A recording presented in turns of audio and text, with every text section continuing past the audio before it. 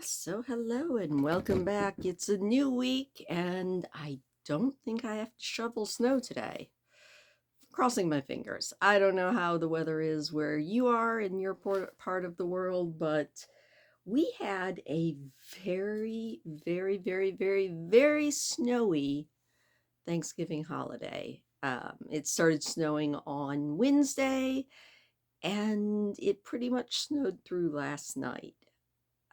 Off and on. We had a little break in the weather on Saturday, which was good because that let me get out and get to the grocery store, which I needed to do.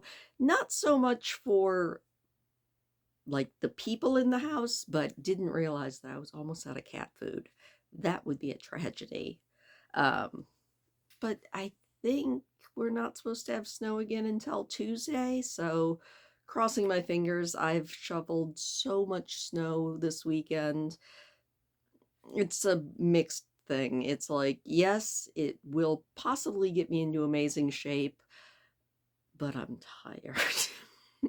Thanksgiving was good. I hope it was good for everybody. And it's time to get back into, and maybe we're going to be finishing this book this week. I don't know. It's either going to be we finish it this week or we get it done early next week. And then I will open up voting. Once we're about a chapter or two away from the end, we'll open up voting for our next book. Hopefully, I'll enjoy it more than I've enjoyed this one. I don't hate this one. It's just not nearly as good as Jules Verne's others to me. I've actually met people that think that this is the most awesome book in the history of books. And to each their own, every opinion is, well, not every opinion is valid. I guess every opinion is valid. I just don't have to respect every opinion.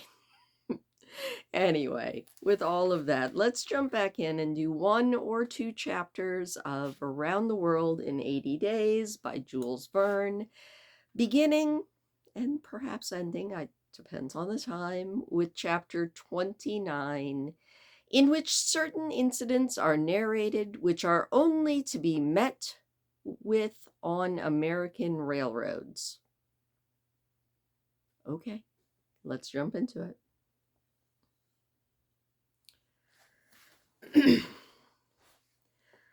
The train pursued its course that evening without interruption, passing Fort Saunders, crossing the Cheyenne Pass, and reaching Evans Pass. The road here attained the highest elevation of the journey, 8,091 feet above the level of the sea. The travelers had now only to descend to the Atlantic by limitless plains leveled by nature. A branch of the Grand Trunk led off southward to Denver, the capital of Colorado. The country around about is rich in gold and silver, and more than 50,000 inhabitants are already settled there. 1,382 miles had been passed over from San Francisco in 3 days and 3 nights. 4 days and nights more would probably bring them to New York. Phileas Fogg was not as yet behind. During the night, Camp Wabash was passed on the left, and Lodgepole Creek ran parallel with the road, marking the boundary between the territories of Wyoming and Colorado. They entered Nebraska at 11, passed near Sedgwick, and touched at Junesburg on the southern branch of the Platte River.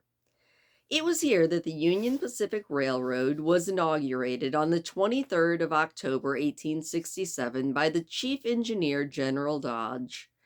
Two powerful locomotives carrying 9 cars of invited guests, amongst whom was Thomas C. Durant, the vice president of the road, stopped at this point, and cheers were given.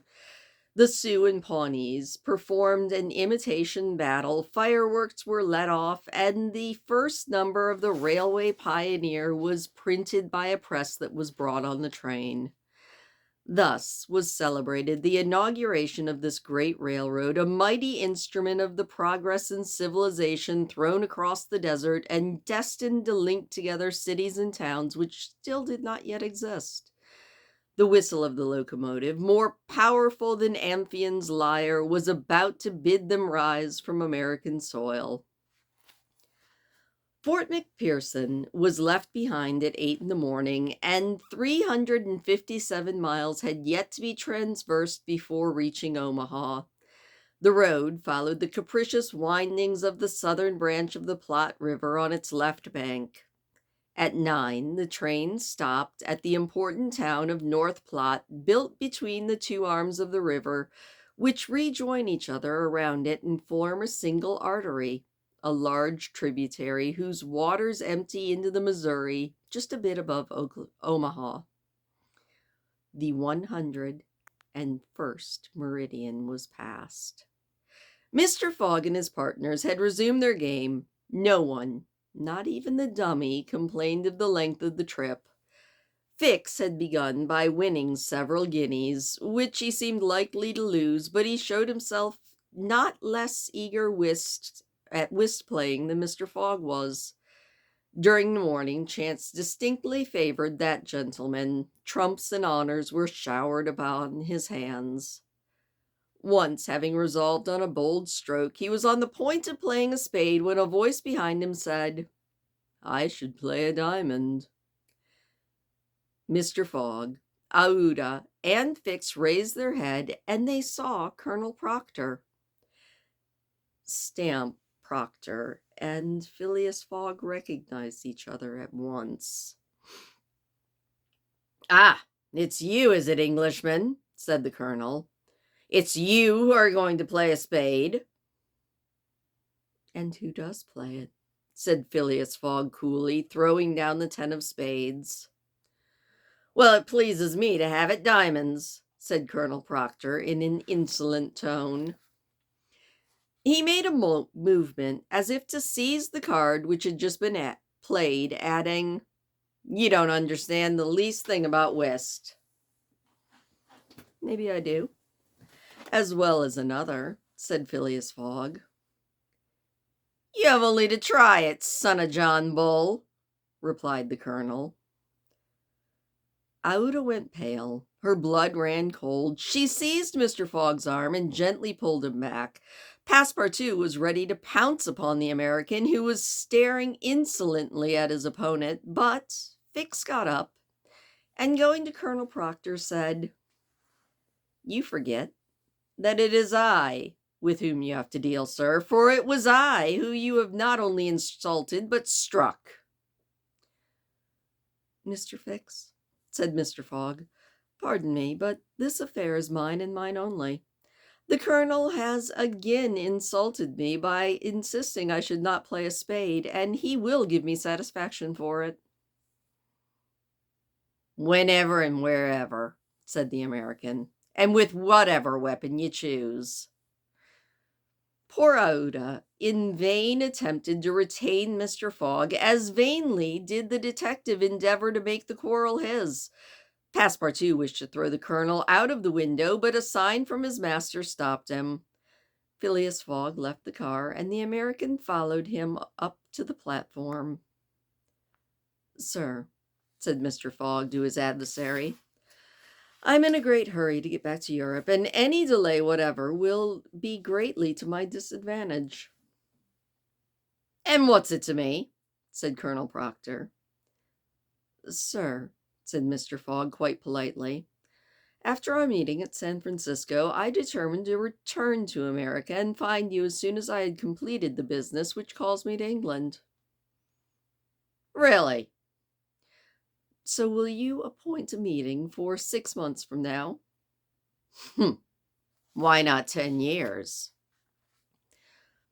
"I say 6 months," said Phileas Fogg, "and I will be at the place of the meeting promptly." "I call it evasion," said Stamp Proctor. "Now or never." "Very well. You are going to New York?" "No." "Chicago?" "No." "Omaha?" "What difference is it to you? Do you know Plum Creek?"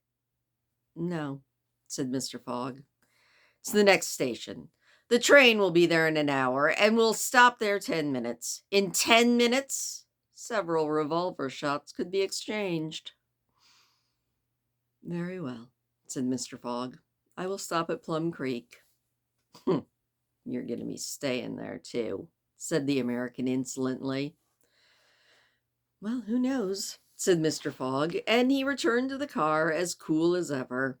He began to reassure Aouda, telling her that blusterers were never to be feared, and begged Fix to be his second at the approaching duel, a request the detective could not refuse.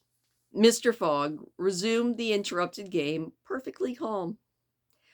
At 11 o'clock, the locomotive's whistle announced that they were approaching the Plum Creek station. Mr. Fogg rose and, followed by Fix, went out upon the platform. Passepartout went with him, carrying a pair of revolvers. Aouda stayed in the car, pale as death. The door of the next car opened, and Colonel Proctor appeared on the platform, attended by a Yankee of his own stamp as his second. But just as the combatants were about to step off the train, the conductor hurried up and shouted, "You can't get off, gentlemen." "And why not?" "We're 20 minutes late, and we shall not stop." "But I'm going to fight a duel with this man." "Well, I am so sorry," said the conductor, "but we shall be off at once. That's the bell, ringing now." And the train started. "I really am very sorry, gentlemen," said the conductor. "Under any other circumstances, I would have been happy to oblige you, but after all, as you have not had the time to fight here, you could just fight as we go." "That wouldn't be convenient, maybe, for this gentleman here," said the colonel. "Be perfectly fine with me," said Phileas Fogg. "Well, we are really in America," thought Passepartout, "and the conductor is a gentleman of the first order." He muttered this as he followed his master. The two combatants, their seconds, and the conductor passed through the cars to the rear of the train. The last car was only occupied by a dozen passengers, whom the conductor politely asked if they would not be so kind as to leave it for just a few moments, as the two gentlemen had an affair of honor to settle. The passengers granted this request with alacrity and instantly disappeared up to the platform. The car, which was 50 feet long, was quite convenient for this purpose. The adversaries might march off each other in the aisle and fire at their leisure. Never was a duel more easily arranged. Mr. Fogg and Colonel Proctor, each provided with 2 six-barreled revolvers, entered the car. Their seconds, remaining outside, would then shut them in. They were to begin firing at the first whistle of the locomotive. After an interval of 2 minutes, whatever remained of the two gentlemen would be taken away from the car. Nothing could be easier. Indeed, it was all so simple that Fix and Passepartout felt their hearts beating as if they would explode. They were listening for the whistle that was agreed upon, when suddenly savage cries resounded in the air, accompanied by reports which certainly did not come from the car where the duelists were. The gunshots continued in front and the whole length of the train, and cries of terror proceeded from the interior. Colonel Proctor and Mr. Fogg, with their revolvers in hand, quickly left the car and rushed forward to where the noise was most clamorous. They then perceived that the train was being attacked by a band of Sioux natives. This was not the first attempt of these daring men, for more than once had they waylaid trains on the road. 100 of them had, according to their habit, jumped upon the steps without stopping the train, with the ease of any gymnast mounting a horse at full gallop. The men were armed with guns, from which came the gunshots, to which the passengers, who were almost all armed, had responded by shooting as well. The men had first mounted the engine and half-stunned the engineer and the stoker with blows from their muskets. A chief, wishing to stop the train, but not knowing how to work the regulator, had opened it wide instead of closing the steam valve, and the locomotive was now plunging forward at high speed. The men had at the same time invaded the cars, skipping over the roofs, thrusting open the doors, and fighting hand to hand with the passengers. Penetrating the baggage car, they had pillaged it, throwing trunks off the train. The cries and gunshots were constant. The travelers defended themselves bravely. Some of the cars were barricaded and sustained the siege like moving forts carried along at 100 miles an hour. Ahuda behaved quite courageously from the very beginning. She defended herself like a true heroine with a revolver, which she shot through the broken windows whenever anyone made an appearance. 20 had fallen mortally wounded to the ground, and the wheels crushed those who fell upon the rails, almost as if they were worms. There were also several passengers laying stunned in their seats. It was necessary to put an end to the struggle, which had lasted for 10 minutes and would result in the triumph of the natives if the train was not stopped. Fort Kearny Station, where there was a garrison, was only 2 miles away, but that once passed, the natives would be the masters of the train between Fort Kearny and the station that was next. The conductor was fighting beside Mr. Fogg when he was shot and he fell. At that same moment, he cried, "Unless the train stopped in 5 minutes, we're all lost." "Well, then, it'll be stopped," said Phileas Fogg, preparing to rush from the car. "Oh, monsieur, please stay," said Passepartout. "I will go." Mr. Fogg did not have time to stop the brave fellow, who, opening a door unperceived by the natives, succeeded in slipping under the car. And while the struggle continued and the musket balls whizzed across over his head, Passepartout made use of his old acrobatic experience and with amazing agility worked his way under the cars, holding on to the chains, aiding himself by breaks and edges of the sashes, creeping from one car to another with marvelous skill, and thus gaining the front of the train. There, suspended by one hand between the baggage car and the tender, with the other he loosed the safety chains, but, owing to the traction, he would never have succeeded in unscrewing the yoking bar had not a violent concussion jolted it out. The train, how detached from the engine, remained a little behind, while the locomotive rushed forward with an even increased speed. Carried on by the force already acquired, the train still moved for a few minutes, but the brakes were worked and they finally stopped, less than 100 feet from Kearny Station.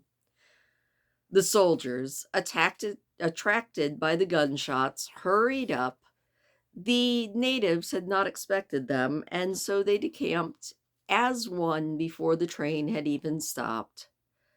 But when the passengers counted each other on the station platform, several were found missing, amongst others, the courageous Frenchman whose devotion had just saved them all. And that is the end of chapter 29. And we are going to do another chapter. Just as always, let me go get a drink and I will be right back. Well, I think that might have been the most actually described action that we've seen in this book so far. Hopefully it continues. Maybe the end of the book makes up for the slower pace of the beginning. I guess we'll find out with chapter 30, in which Phileas Fogg simply does his duty.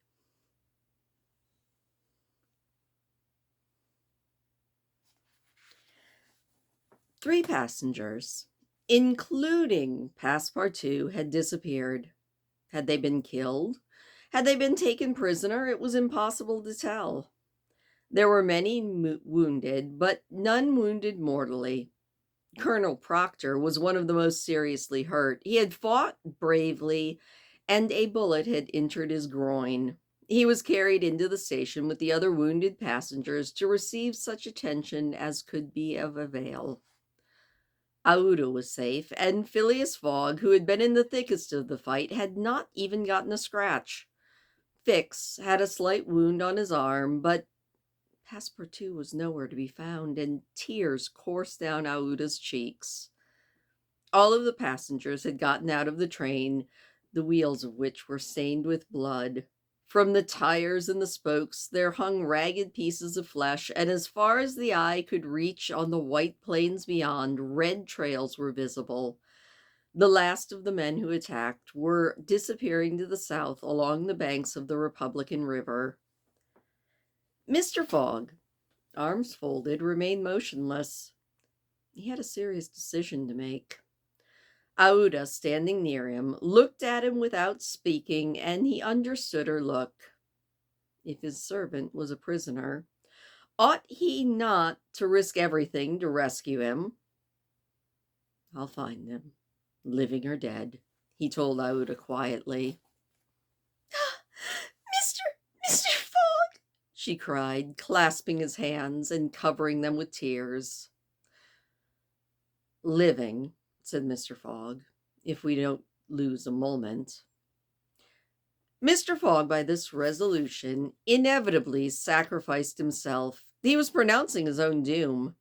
The delay of a single day would make him lose the steamer at New York, and his bet would certainly be lost. But he thought, it's my duty, so he did not hesitate. The commanding officer at Fort Kearny was there. 100 of his soldiers had placed themselves in a position to defend the station should the natives attack. "Sir," said Mr. Fogg, "3 passengers have disappeared." "Are they dead?" said the captain. "Dead or prisoners. That is the uncertainty which must be solved. Are you planning on chasing the bandits?" "That's a serious thing to do, sir," said the captain. "They may retreat beyond the Arkansas, and I can't leave the fort unprotected." "But, sir, the lives of 3 men," said Phileas Fogg. "Doubtless, but I can not risk the lives of 50 to save just 3. "I don't know if you can or not, sir," said Phileas, "but you ought to." "Nobody here can tell me what my duty is," said the officer.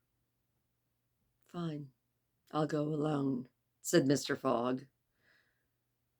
"You," said Mr. Fix, "you're going alone, pursuing the bandits?" "Would you have me leave this poor fellow to perish? Him to whom everyone here owes their life? No, I'm going." "No, sir, you can't go alone," cried the captain, touched in spite of himself. "No, you're a brave man. 30 of you, volunteer," he said to the soldiers.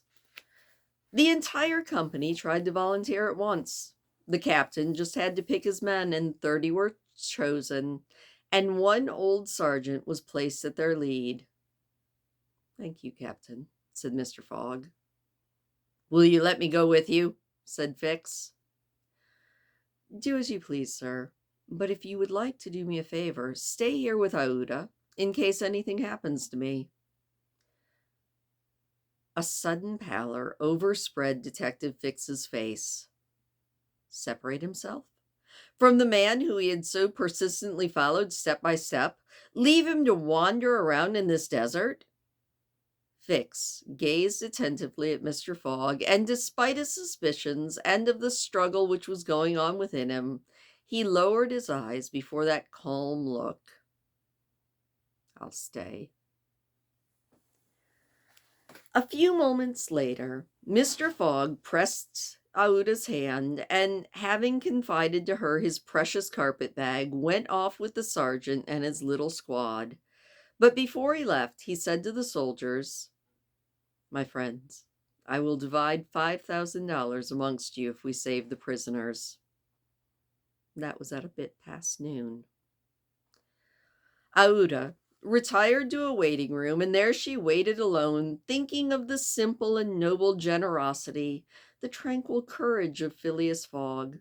He had sacrificed his fortune, and was now risking his life without hesitation away from his duty, in perfect silence.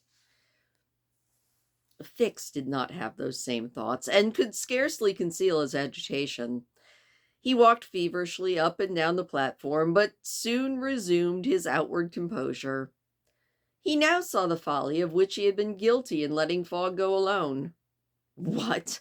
This man, who he had just followed around the world, permitted now to separate himself? He began to accuse and abuse himself, and, as if he were the director of the police, administered to himself a sound lecture for his greenness. I've been an idiot, he thought, and this man'll see it. He's gone. He won't come back.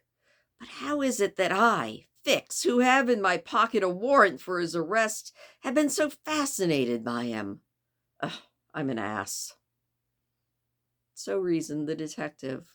Well, the hours crept by all too slowly. He didn't know what to do. Sometimes he was tempted to tell Aouda everything, but he could not doubt how the young woman would receive this. So what should he do? He thought of pursuing Fogg across the vast white plain, but it didn't seem all that impossible. He could overtake him. Footsteps were more easily printed on the snow. But soon, if it snowed again, every imprint would be erased. Fix became discouraged. He felt a sort of insurmountable longing to just abandon the game altogether. He could leave Fort Kearny Station and pursue his journey home in peace. Around 2 in the afternoon, while it was snowing hard, long whistles were heard approaching from the east. A great shadow, preceded by a wild light, slowly advanced, appearing even larger through the mist, which gave it a fantastical aspect. No train was expected from the east, neither had there been time for help that had been asked for by telegraph to arrive. The train from Omaha to San Francisco was not due till the next day. The mystery was soon explained, though.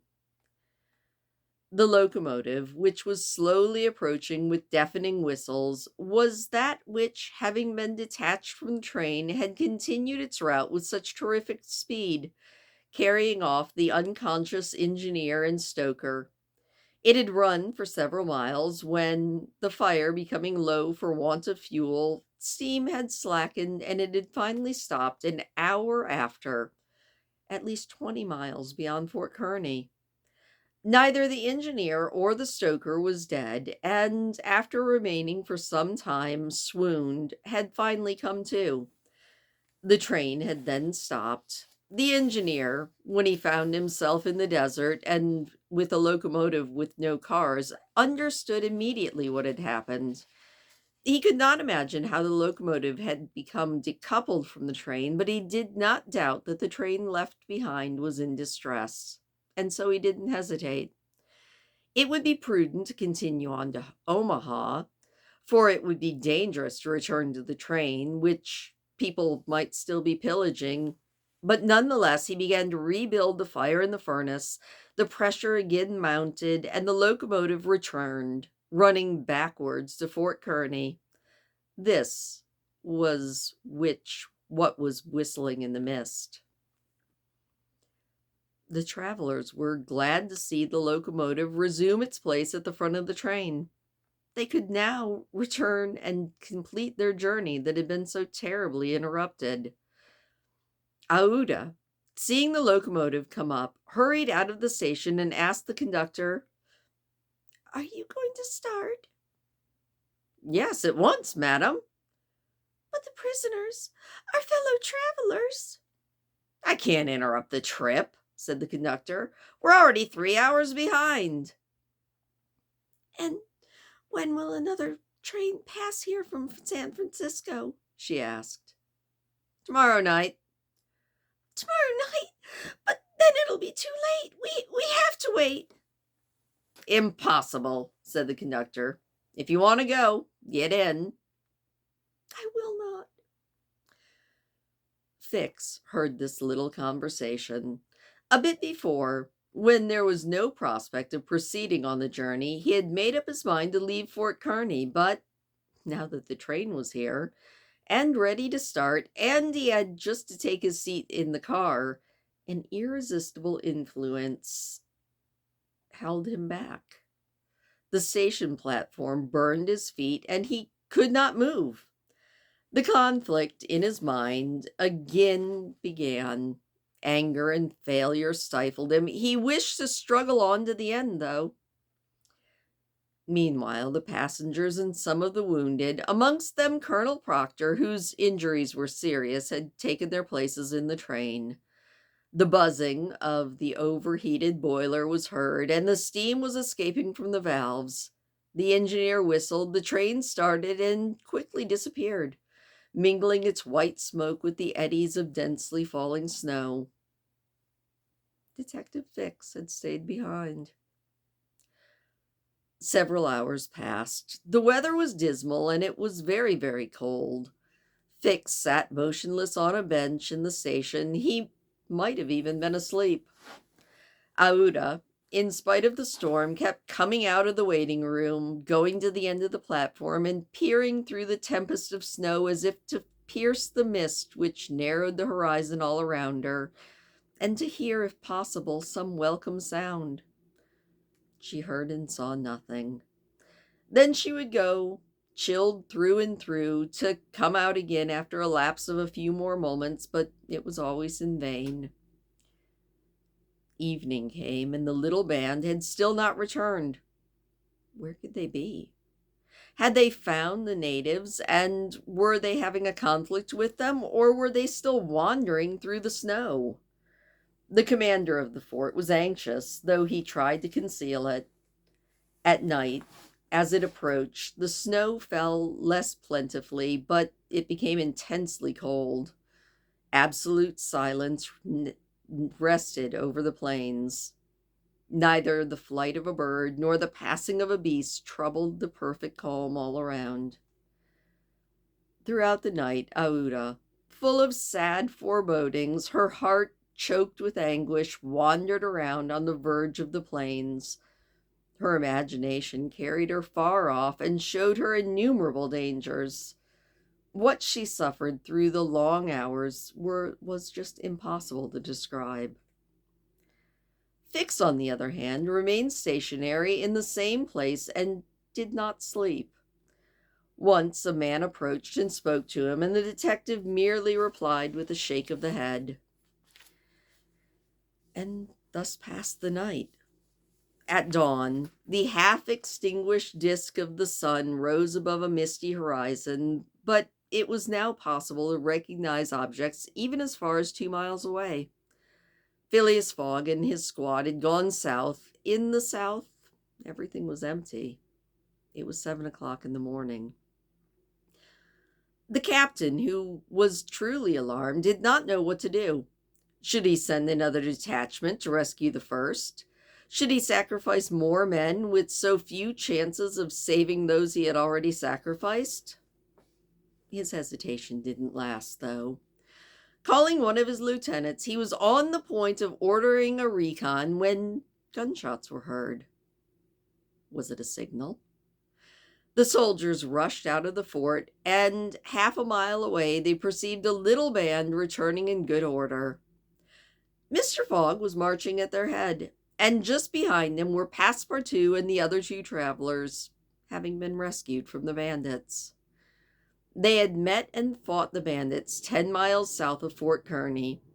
Shortly before the detachment arrived, Passepartout and his companions had begun to struggle with their captors, 3 of whom were Frenchmen, three of whom the Frenchman had felled with his own fists, when suddenly his master and the soldiers had hastened up to even help them. They had welcomed them with joyful cries.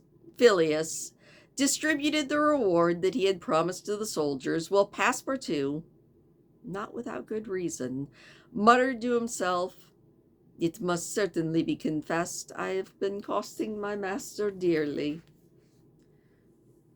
Fix, without a word, looked at Mr. Fogg, and it might have been difficult to analyze the thoughts which were struggling within him. As for Aouda, she took her protector's hand and pressed it to her own, far too moved to even speak. Meanwhile, Passepartout was looking around for the train. He thought that he should find it there, ready to start for Omaha, and he hoped that the time lost could be regained. "The train! Where's the train?" he cried. "It's gone," said Fix. And when is the next train? Said Phileas Fogg. Not until this evening, replied Phileas Fogg quietly to himself. And that is the end of the chapter and chapters for tonight. Okay, so after giving us one action scene, Jules Verne denies us what probably could have been a really good second action scene in order to describe Aouda and Fix pacing around. See, and I think that's my issue with this book. All of the good action is taking place off screen. So those of you who have seen adaptations, let me know, does the action, do they film the action? Do they depart from the strict blow-by-blow text when they're adapting this book to, I don't know, spice it up a little bit? I would kind of think you would have to. But yeah, that's where we're going to leave it. Like I said, hopefully we are going to actually finish this week. Also, in regards, if anyone knows, in December, a lot of people on YouTube do Vlogmas. I don't know if I'm necessarily doing Vlogmas as in it's supposed to be the entire month of December as like Christmassy content. I don't know that I'm doing that this week, but I am going to make a very good try to post every single day in December. In years before, it was really easy for me to do that. This year, I don't think I'm burned out. I just think I'm exhausted, which might be the same thing. But we are going to try really hard, even if it's just shorts every now and then, to post something in December. The reason I'm not going to worry about it being Christmas stuff is I'm going to decorate this behind me for Christmas, but keep an eye on the shelves behind me, because I bet just like when I decorated for Halloween, that Percy, who is still a very young cat and quite playful, I bet he starts ripping it up. We'll see. We'll see how long it lasts. But I will be posting or attempting to post daily throughout December. So look forward to that. Look forward to seeing what's going to happen. Will they catch the train? Is he going to make his bet? Tune in and see, and I will see you tomorrow.